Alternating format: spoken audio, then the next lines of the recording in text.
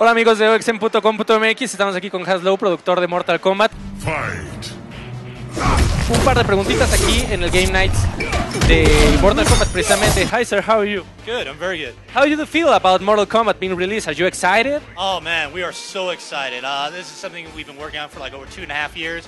The feedback we've gotten from the fans has been phenomenal, so we're really excited. In fact, the crowd here in Mexico blew our mind. I mean, the reception of the game and how everyone's been really excited down here in Mexico, it was beyond our expectations, and we're really excited about the stuff that's happening down here as well. Perfect. And now that the game is released, you know, we wanted to ask what's next. Of course, we can talk about DLC a little bit. There's news about upcoming patch that it's going to address some balancing issues, right? Yes, definitely. I mean, one of the things that we want people to understand is that once we got done with the game, it wasn't going to be one of those things like, and the game's done, and we'll see you guys later, we're done, and we're never going to touch it. We really want to make sure that the game's fun for people, even well after we've finished the game.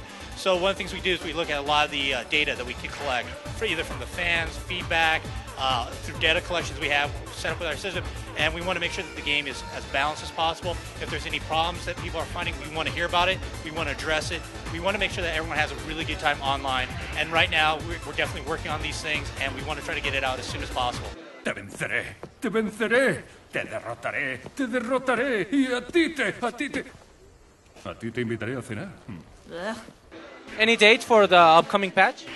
You know, we'll have dates coming up soon. Right now, we're just working on it, you know, because it's one of those things, we want to make sure it's right. We don't want to rush it. We don't want to put something out that goes, yeah, that fixes it, but you broke these other things. You know, we want to make sure it's perfect, or at least as close as we can.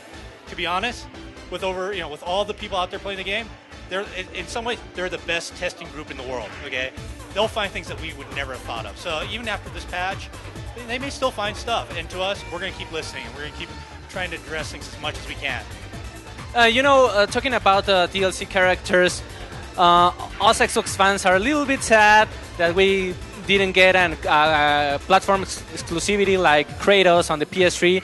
And, you know, we're more eager to know about new characters for that matter. Can you tell us what are the plans that you are going to have for releasing characters, maybe levels? What are your plans for DLC in general? Well, in general, DLC is very important to us in the fact that if we're going to release something, and this came from Ed Boon himself, it's like if we're going to release something, it has to be of value. It has to be something that people want. So, for example, our first DLC pack that we're going to have is actually Scarlet. Now, the reason I say Katana is because, you know, most people know Scarlet as the Red Ninja Girl.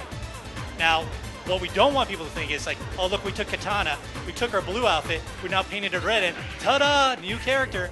It's actually a completely new character. She has her own look, she'll have her own moveset, own fatalities, own X-ray, and that's the thing with our DLC. We want to make it unique that people will want to play.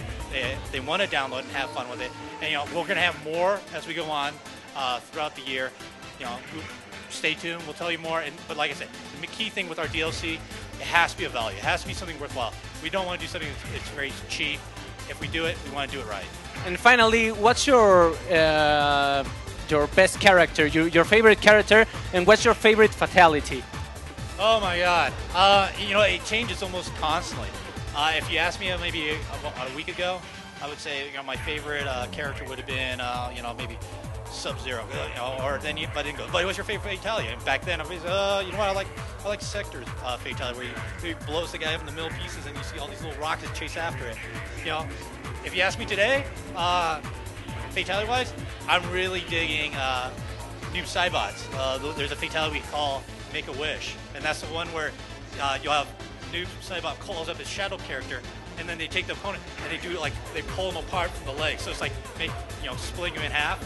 So it's like one of those fatalities you're watching, you're like, ooh, ah, and then you start laughing for whatever reason. You're like, hey, for me, I really like that one for that reason. It's like it's uncomfortable, but it's funny. So that one's my favorite fatality. Character I seem to be playing a lot lately.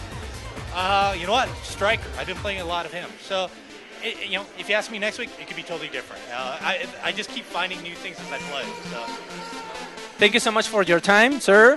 Y muchas gracias, cuates, muy bien, cuates de oxen.com.mx. Seguimos en el Game Nights de Mortal Kombat.